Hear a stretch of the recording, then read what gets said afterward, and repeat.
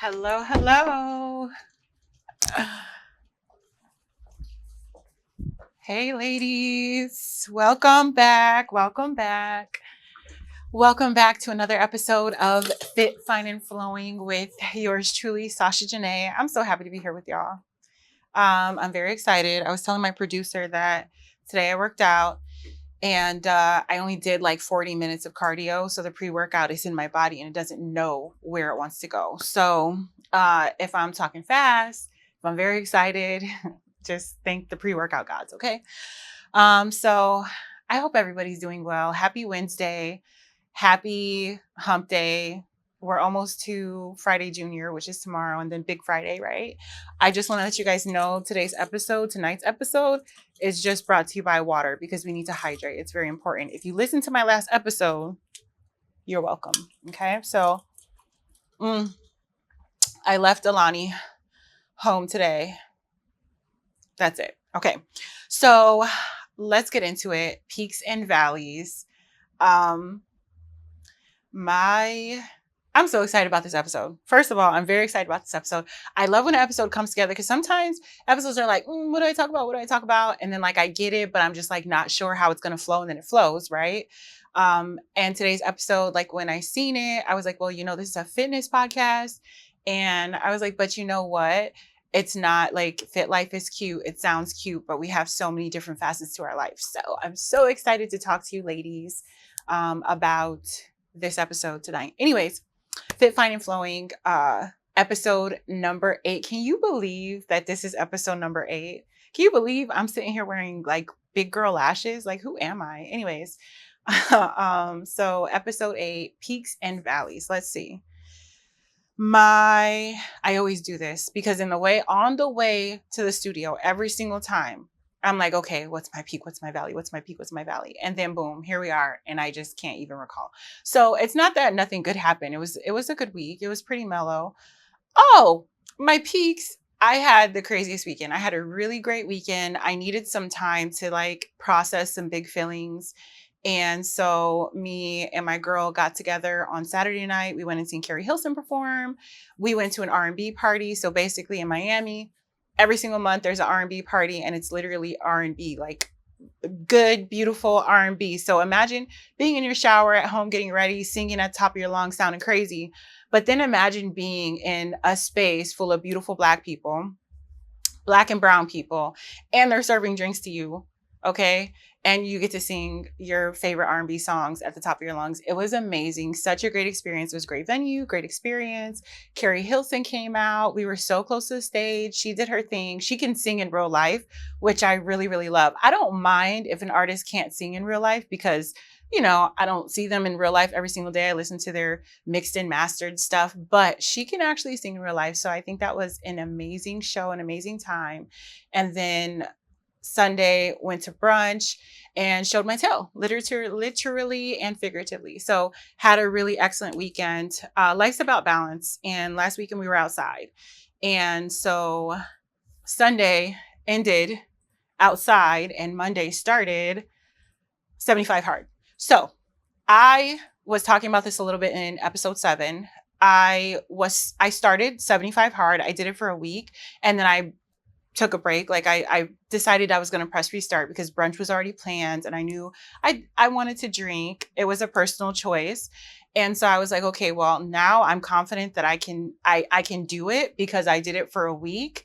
And so here we are, 75 hard, the real deal. Now, what I will say is I think that you can go as strict or as maybe light as you want to when it comes to 75 hard. I think that a couple things should be non-negotiable. But for the most part, I think the 75-day commitment is a huge deal. That's a little over 2 months. Then you have no alcohol. So I will not be drinking for 75 days. Well, it's less than that now because we're on Wednesday. And then let me think. So we're going to go no junk food. I'm not going to say no fried food because I will eat fried chicken, like chicken fingers and stuff like that, but I won't obviously eat it in excess. So I'm not going to say that. We're going to be drinking our gallon of water daily, which is probably the thing for some reason that I'm struggling with most right now, which is really weird. Because I am a big water drinker, but I've fallen just short these last couple of days, but we're still in here. So also a daily workout every single day for the next 75 days. So the original 75 hard is known for a bunch of strict no's and the mandatory 2 workouts a day. Now, for me personally, and I'm going to share this with you, this is my journey. So the challenge to work out every single day for me, that is going to be a challenge because I work out like when I'm in my zone heavy, I'm probably working out 4 to 5 times a week, but this is a workout every single day. What I will say is I'm not doing 2-a-days every single day just because life happens. And that's what I learned last week. Last week, I'm a manager at my job. And so when somebody doesn't show up for a shift, if I cannot get somebody to cover it, it's my responsibility. So here we are.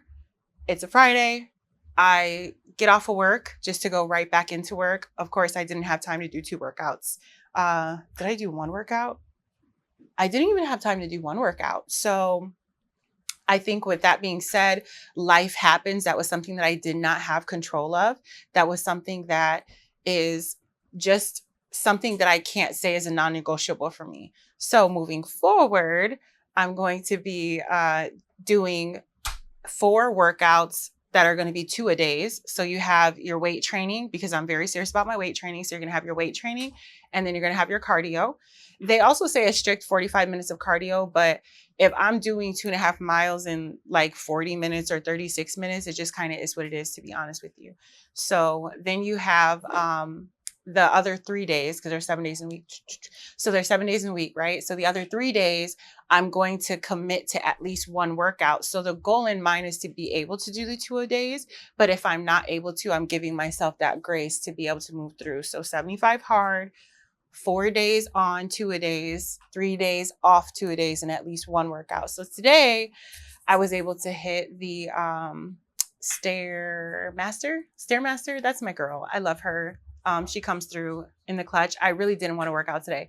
I took a nap. I was looking for every excuse not to work out, but here I did my thing. I did 10 minutes because 1 minute on a Stairmaster, if you've never been on a Stairmaster, is really like 7 weeks. So 10 minutes on the Stairmaster, which really equaled up to like probably 2 years, and then 10 minutes incline treadmill. So what I do is I start at 3.5 incline and about like 3.2 speed. And I just kind of go up from there as the Lord sees fit. So that was my workout today. Now, as far as my valley goes, I'm going to say it's been a pretty chill week. I think it was just like a slower week and maybe I'll call that a valley, but then I got a chance to kind of catch up with my head, with my heart, with my thoughts. So I'm not going to say that there's not a valley this week, but I am going to say things moved a little bit slower than I'm used to, a little bit slower pace than I'm used to. So let's just call that the valley for now. So getting into the episode, and remember, if you would like to share your peaks and valleys, I would love to hear it. I think it's really good to get off your chest, and it's a good daily journaling practice. When I was trying to get into journaling every single day, I forgot, with a 75 hard, you're doing 10 pages of a self-help book because it's not just a physical transformation, it's a mindset consecration as well. So right now I'm reading The Pivotal Year by Brianna Weiss, which is absolutely fitting because this is my pivotal year. So I'm definitely going to finish that book before 75 hard is over, and I will keep you guys posted on my next book. I am listening to it audio, so I feel like I'm not cheating because what I'll do is I'll walk over the bridge listening to music, and then my walk back over the bridge is audiobook, and I feel like I get through 10 pages that way. So if you guys want to join me, reach out to me. You don't have to, you just start while I'm starting and then just extend it, or you can just go until I go. It's up to you. I would love to form a little support group to do it. And like I said, it's my variation of 75 hard. You can go as hard as you want to, or you can do 75 soft, whatever. But I think that it's a good time right now with summer coming and with us coming off of the New Year high to really lock in and get some goals accomplished physically and mentally. So, uh, I want you guys to share your peaks and valleys with me. I think that it's a good practice getting into journaling and stuff. If that's the only thing that you can say for yourself is like, oh, my peak here and my valley here, the highs and lows of your days, whatever you want to call it, then I think it's a good practice. Get that stuff out. You know what I'm saying? There's nothing like releasing that energy that you need to release, whether it's good, bad, or indifferent. Okay. So today's episode, which I thought I lost it and I almost cried. No, today's episode is about dating while healing. And I want to encourage all my girls to stop pouring from a half healed place. So, this is going to be a good episode just because the way that I have the episode laid out, number one, okay? But also because I think that it doesn't matter what stage and age you're at. I think that if you're not already married, that this could be applicable to your life, even if you're in a long-term relationship. Now, when it comes to marriage, I've never been married. I cannot speak on that. But you take the best and you leave the rest and you move forward with me from there. Okay. So dating while healing, stop pouring from a half-healed place. And I think that's very important. Why do I think that that's so important? Because dating is not easy in the first place. And I feel like if you're a millennial like me, you gone through some things, okay? And with that being said, we have some healing to do because it is not our potential prospective partner's job to heal us when that relationship happens and comes together, okay?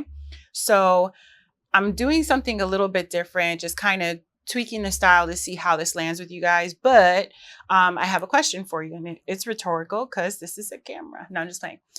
So are you actually ready to date, or are you just tired of being alone? Now, I want you to take a second and let that resonate with you. Are you actually ready to date, or are you just tired of being alone? Because I think that for me in the past, I've been just tired of being alone. And I think that that might resonate a lot more with a single mother because raising kids with the absent co-parent is not easy. Even if your partner isn't super involved with the kids, that emotional baggage that we carry of being a single parent it makes a huge difference to be able to have somebody to release all that pent up energy with, like converse, to relate to get advice from, and stuff like that. So it is a very tricky and thin line when it comes to dating and you're a single person, a single mother, or when it comes to dating and you feel like, okay, well, I've done some of the work. Now I'm ready to get out there. And of course, I'll always say, because social media is thrust in our face and we're just watching so much pass us by that sometimes we feel rushed to be in a certain space before we're ready. I can talk about this because I'm 100% guilty of this, right? So you can want love, but you still need to heal your patterns first. This is for my girls. And when I say this, I'm looking in the mirror first, that keep dating a different person with the same habits, that keep dating the emotionally unavailable, that keep dating the person in transition, that keep dating the person that's not 100% ready to commit, that continues to attach themselves to a situationship. Those are patterns that need to be healed before you can get into a real relationship, and expect more fruit to come from it. More fruit being marriage, if that's your thing, which is, for me, the reason you're in a relationship in the first place, right? So this is the reason why I wanted to talk about discipline last episode, because now we have the physical discipline. We know that we need to practice discipline in our nutrition. We know that we have to practice discipline when we're organizing our houses and we're working. But what we need to be able to do is we need to be able to apply that same discipline emotionally. And like I said in the last episode, I used to be so driven and run by my emotions. I can have this conversation because I'm not perfect, but I learned to be able to process my emotions without reacting from an emotional place during every situation, and without putting all my emotional baggage on the next person. Okay. So dating does feel harder in your 30s, your late 20s. Honestly, dating is just hard, period, these days. Dating is definitely not the same. The majority of dating takes place on dating apps, which I still refuse to get on.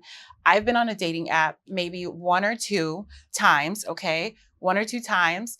Each time I met somebody who was happily married with kids on a dating app. And I was like, this is what? And then what is the spouse doing that you can sit here and converse with me all day and go and meet me at a park with your kids, with your marriage kids? Anyways, that turned me off completely. Shout out to y'all who could do the dating app thing and meet substantial partners.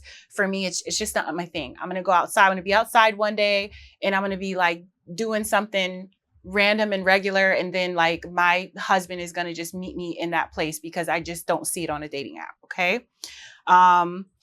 Now with kids, you have to be able to balance that, having that emotional availability for the children, for the partner, for the job, for yourself, right? Time is of essence because I have to get all my house stuff done and I have to work and I have to get my workout done. And then I still have to have capacity and hold space for a significant other.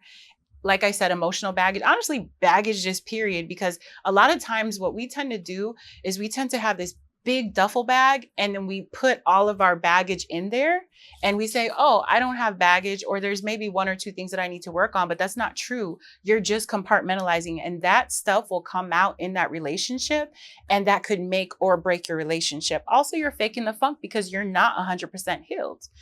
So, also your standards. I think it's very important to understand that it is so confusing to navigate standards when you're dating in your 30s. For me personally, we're in this space where we're older. So now, before I might have not been interested in dating somebody with kids, but now because we're in our 30s, a lot of the men that I date are probably going to have a kid or two. You know what I'm saying? So now that standard has to change because of my age range.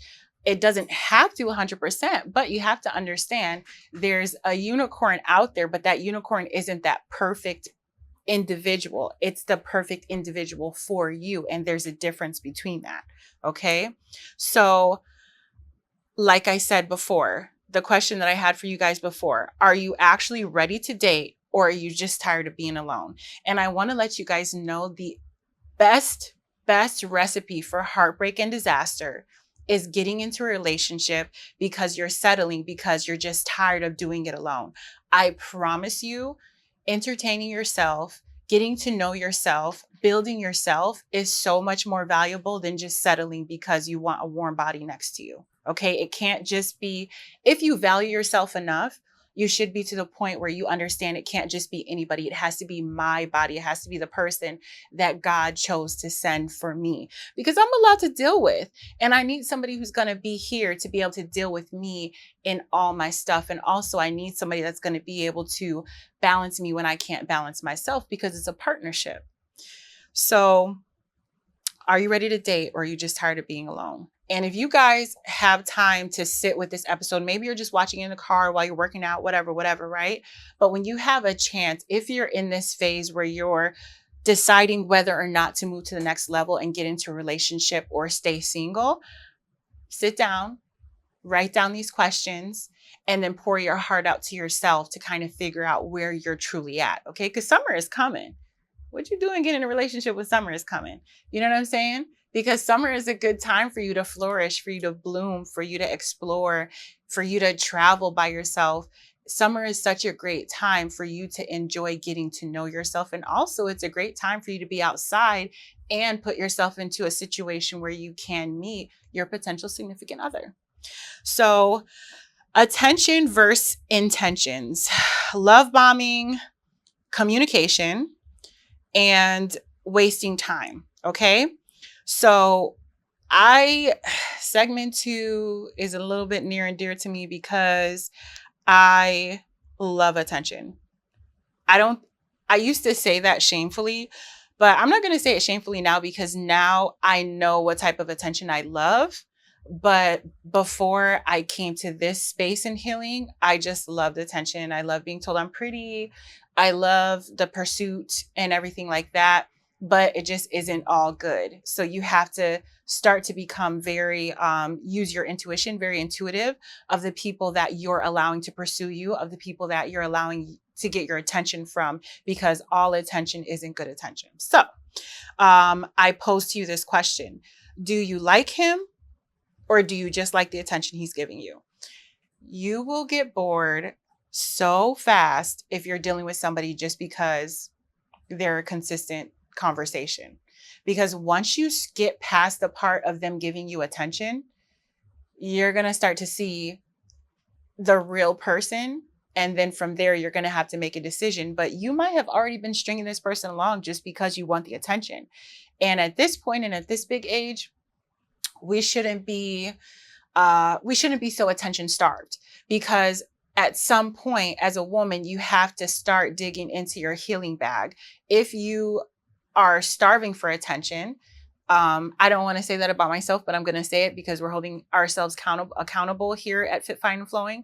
But I think at a point I was starved for attention, not because I wasn't getting it, but because I just wanted it, because something inside needed to heal. Now at this point, I can say, oh yeah, I love attention, but I also will not entertain everybody that comes across my plate. Okay.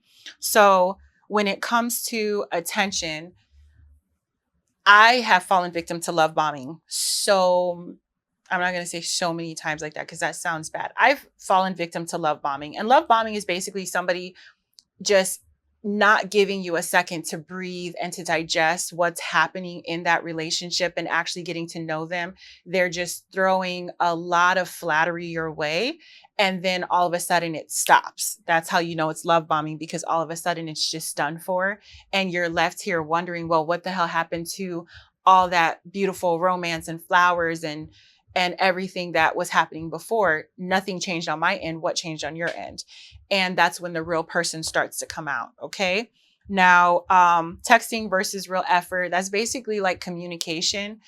Is the communication a flop? Like, what's the conversation between you guys? Are you able to talk about everything, or is it just about what you're doing and how's the weather?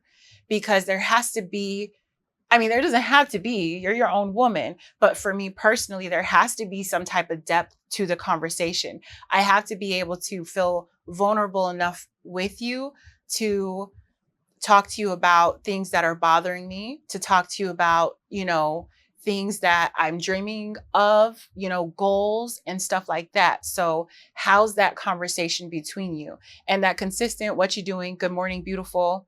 Oh yeah, how's the weather? Oh yeah, what you doing?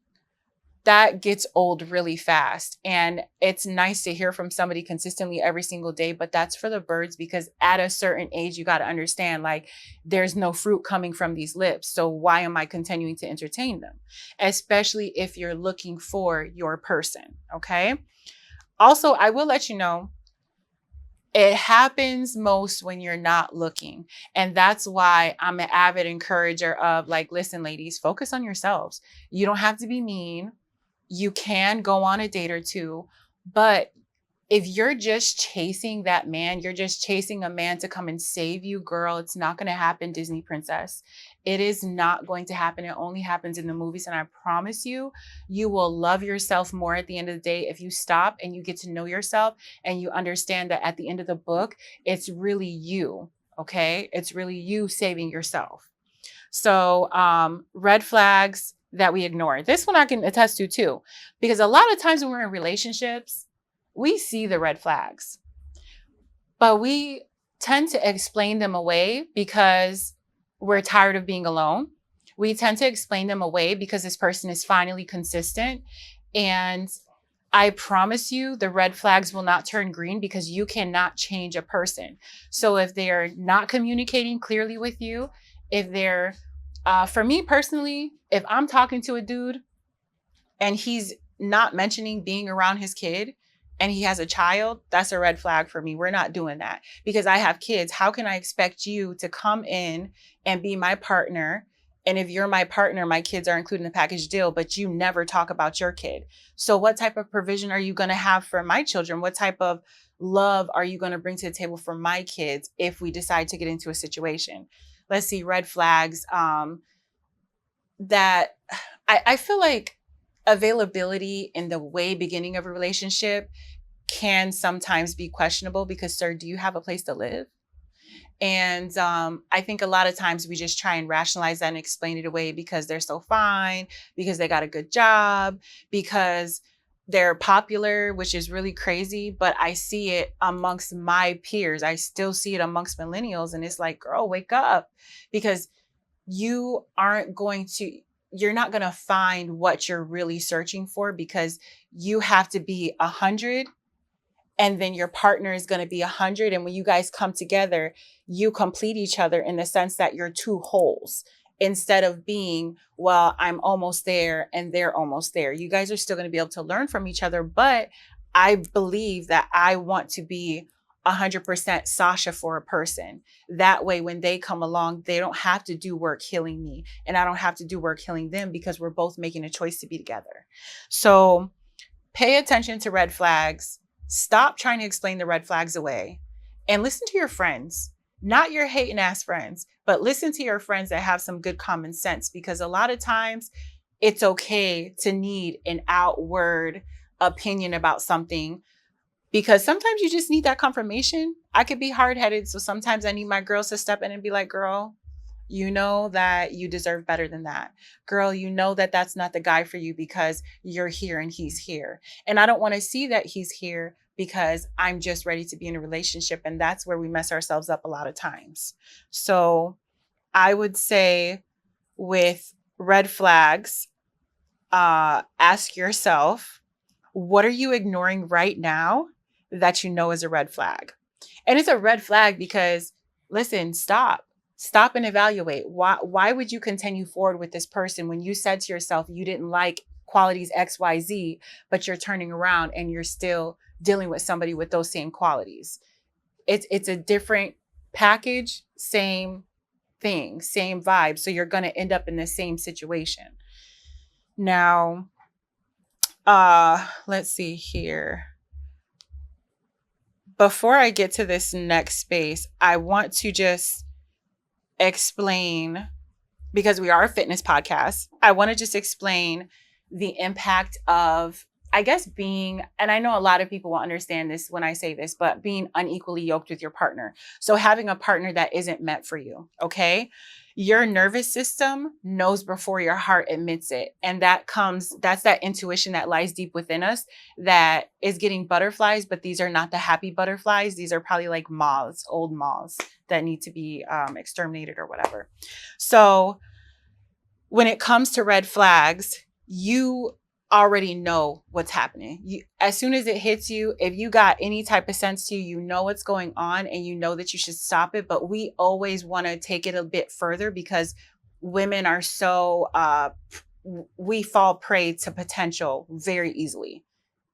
I don't know about y'all, but I love potential. And that was something that I had to really search inward and figure out, like, why can't I just land on somebody who's got it, not somebody that can have it? And every time I deal with somebody who can have it, I end up alone or with my feelings hurt. So when you're with somebody and they throw your nervous system off, okay, it will stop your progress in more than one area. Okay, so this is something that we definitely don't talk about often. How a wrong person will stress your entire body out. So as women, we have our pH. That's the number one indicator whether or not you're sexually active with this person. If your body is physically rejecting them because they throw your pH off every time something happens intimately, guess what? That's the wrong person for you. Or your body will just automatically be stressed out all the time around them, and that's going to throw everything off too. And I think that is really important to pay attention to that, because I think that we try and look for excuses and we try and look for everything external around that. But really, it's just that person in your body saying, hey, like, if you're not going to listen to your first mind, then at least listen to me. If that person that you're dealing with brings constant confusion and stress to the situation. If you guys can never find a flow, you're never going to find a flow, especially in the beginning. Whatever is happening in the beginning of that relationship is usually going to set the tone for whatever's going to happen long term. So if you have somebody inconsistent in the beginning, they're going to stay inconsistent. If you have somebody who uh, isn't romantic in the beginning, you're never going to teach them how to be romantic. It's their personal choice, because at this time and in this day and age, people know how to be romantic. You can Google whatever you want to learn, and it's a personal choice. You have to understand you can't change anybody, and you'll stress yourself out trying to figure out, what am I doing wrong that this person won't respond the way that I want them to? And all the while, this just isn't your person. So when we're stressed, we tend to sleep. When we're stressed, that cortisol raises. Okay. So some people are stress eaters. They will eat a lot when they're stressed. Some people won't eat when they're stressed, that will bring you fatigue. It will halt your body's progress, in that if you're, for example, working on losing body fat, once you get stressed, your body's going to pause.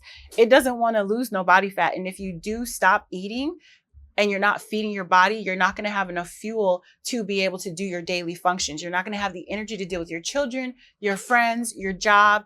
You're going to be short-tempered, and it's all going to be because this one person just keeps throwing you off. Their inconsistency, your feelings are hurt, and you're not going to be 100% yourself.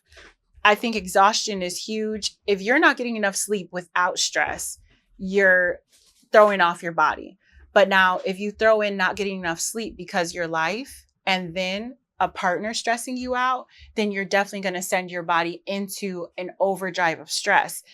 I don't understand why you would want to deal with somebody who is bringing that into your life, because at this point, especially as a single mom, I need peace. You know what I'm saying? I need somebody who brings peace and balance in, because that's what I want to bring, and that's what I have to offer.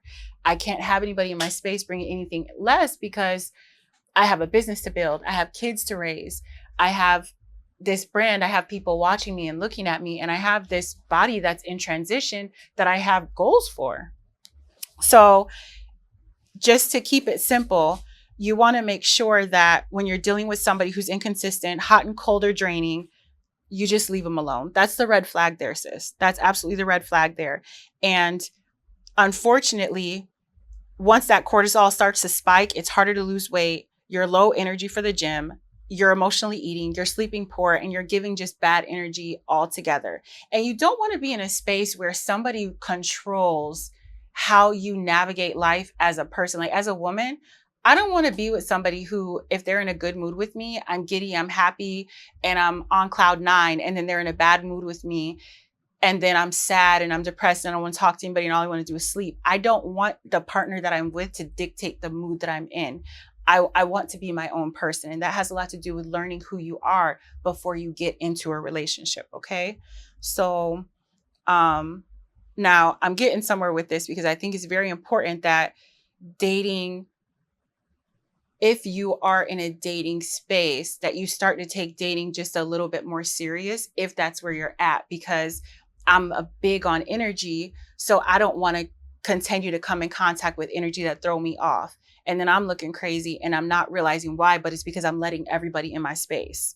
I think it's important that you sit down and figure out what your standards are, like literal pen to paper, pros and cons. Like, what do I want in a man? Because a lot of times we tend to know what we don't want, but we don't know what we do want. And I think that is a glass half full versus glass half empty type of scenario. If you know what you don't want and you don't know what you do want, then when you approach dating, you're approaching it from a deficit. You're automatically on defense. And if you're automatically on defense, then that's going to set the tone of the relationship off. And you're going to be looking for, okay, I'm going to constantly be searching for the negatives instead of trying to find the positive in the person that's presented to you. And I think that's really important.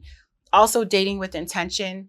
If you're at that space in your life where you're dating with intention, sure, go to dinner, go to lunch, you know what I'm saying? Do you, but really be intentional about the person that you're with. Okay, is this somebody that I can see as my future spouse? Or is this somebody that I can see as a friend? And then be honest with yourself. But I think that one thing that us women tend to do, I personally don't like hurting anybody's feelings. So a lot of times I won't be super honest. I'll just kind of let things fizzle out. I think that we can all say we're in a space where we can be direct with people. Hey, listen, I don't see this going anywhere and I don't want to waste your time.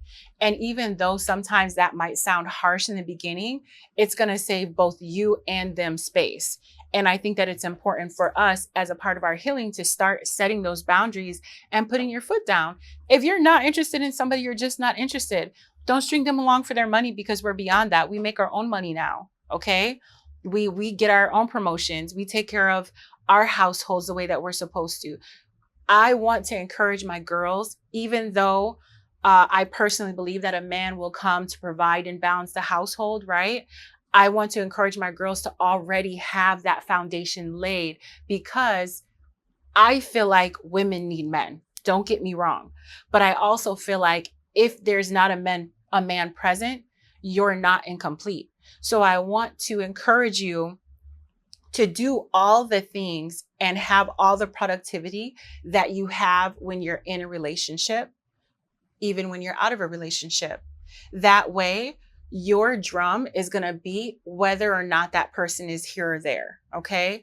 And I can speak from that because I've been the girl that my sun rises and falls with the man that I'm with. And I've also been the girl that's like, okay, see you later. Have a great day. And I go do my own thing because I have my own routine. And of course, I'm allowing that partner to participate, but I'm not heartbroken and destroyed when that partner and I have to part ways. I guess I'm saying I'm really working on, or I feel like I have worked on, let me not be modest, outgrowing codependence. Okay. Because codependence will get you into a space where you're explaining away red flags. It will get you into a space where you're settling on a relationship because you're tired of being alone. You're tired of doing it alone. Yeah, we get tired of doing alone. Do I call my best friends and cry like, what the hell? Like I might as well just, deal with this person because I'm tired of doing this alone? Absolutely. And when I say alone, I'm not talking financially, I'm talking emotionally. And they encourage me and they say, girl, listen, just hold off a little bit longer because he's coming. Just continue to focus on yourself. You're doing so amazing. You're growing. You're this, you're that. And that is that camaraderie that I have with my sisters. So if you feel like, okay, I'm used to having somebody there, I feel happier with having somebody there, instead of putting that weight on a man, because I'm talking to my sisters, my girls, put that weight on your friends. Make sure that they have space for it, but just say, hey, listen, I'm going to need to lean on you a little bit more right now until I get through this transitional phase where I can lean 100% on myself. And that's what we're here for with each other. Okay. Now, I feel like leveling up your standards, and this is the last on this part, is number one, be honest, right? Be okay with walking away from somebody that just doesn't serve you. It doesn't matter. Like they can still be handsome. They can still have money. They can still have everything. If they just don't do it for you, they just don't do it for you. Why would you string them along? And why would you string yourself along? And, also dating with intention. If you have intentions to find a spouse, explain that to that person. If you are just hanging out, explain that to that person so everybody has clear expectations. Because I feel like more than not, a woman is dating for a spouse. Even if she says she's playing, once you find that one dude, you know what I'm saying? Sometimes that'll get you locked in. And now instead of playing, you're serious about this person, but because you didn't make your intentions clear, now they want to do something different and your feelings are hurt. So I think being honest and holding yourself accountable in a space of dating is going to be of the utmost importance. So I have one last question. Okay, wait. I have two. Whoever you're becoming, whoever you see yourself as, this is how I want to phrase this question. I have goals for myself in every facet of life. So when men approach me, right? When men approach me, the question that I think is a very responsible question to ask would be, do I see myself, my higher self with this person? Okay. When I say higher self, I'm talking about once my business is scaled to where the biggest that my brain can see my business being at. Can I see myself being with this person? the fittest and healthiest my body has ever been? Can I see myself being with this person? Do they align with my personal health and wellness goals? Can I see this person actively playing a role in my children's life and being a consistent role model? Okay. So if you can't see yourself with that person as your highest self, red flag, you don't need them. And I think that that's really important to pay attention to, because when I came up with that, it kind of hit me a little heavy, because now when I look back, you can tell where I got goal oriented and where I wasn't goal oriented. And I was dating out of survival. I was dating out of loneliness, and where I was trying to explain away the red flags because that took precedence in my dating world. And now I'm just in a completely different space, not because I'm running out of time, but because I've done a little healing and now I understand what I do want in my significant other. Excuse me. So I know that that was a lot of information, but I think that it's really important that we are disciplined in every area of our lives, because if we don't have emotional discipline, ladies, which means we are doing all the things negative but expecting a positive result, that's just insanity. Okay. So I think it's really important that if this episode hit you, share it with somebody. I want to start asking you guys with intention to share the episode with 3 other women, because maybe you're sharing it with your girls because you just had this conversation, right? Maybe you're sharing it with your girl because she needs to take a step back from dating and date herself and learn herself. Or maybe you're sharing it with your girl just because there was some points in there that you guys have seen each other through. Okay. So please, if this definitely resonated with you, send it to 3 girls. I would really appreciate that. And I also want to know what question hit the hardest. I asked about 5 questions. Go back, look at them, journal them. But what question hit the hardest for you and why? And you don't have to put it on the comments where everybody can see it. You can DM it to me. I would love to learn that, because like I keep saying, you guys hold me accountable. I learn from you guys. And the more that I can help you move forward in fitness, help you understand how beautiful you are, help you flow through the ebbs and flow of life, the more that you guys do that for me. Okay. I think that's really important for us to understand that dating isn't hard. I think it's the choosing that's hard. And it's not really the choosing, it's the choosing better. So for my single ladies, just take your time. I understand the whole stigma with our age. I understand maybe you have some kids. I understand maybe you feel like time's running out. Like, no, I understand the ratio of men to women. I promise you, if God sees fit for you to be in a partnership, you just work on you and that partnership is going to come to you. Okay. But also you can't stay in the house. So if you want to be in a partnership and you feel like you're healed and ready enough, go outside, get outside the house. If you're with somebody that throws your nervous system off, you got to get rid of them, because you're not going to be able to find a consistent flow in your life if you continue to deal with that person that's throwing you off with your body, physically, all that stuff like that. Okay. And you don't want to be in this constant space where you're wondering what somebody's doing 24/7, to the point to where you can't concentrate on yourself and your life and your children.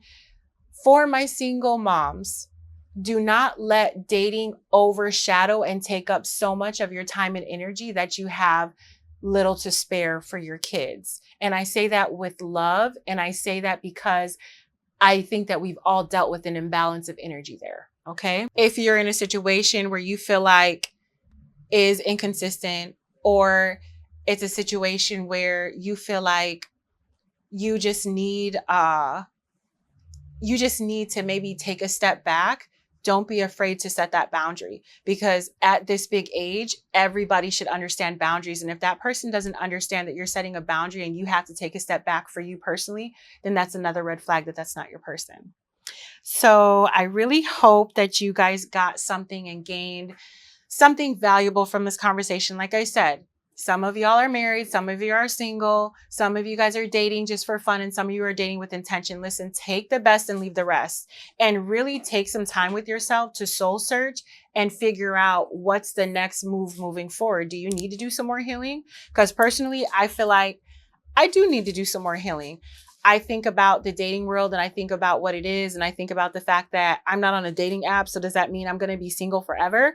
And it freaks me out. So I just personally don't think I'm ready to jump out there. I think that there's more things that I have to come to terms with myself. And I think that there's more love that I have for myself before I go and share it with somebody else.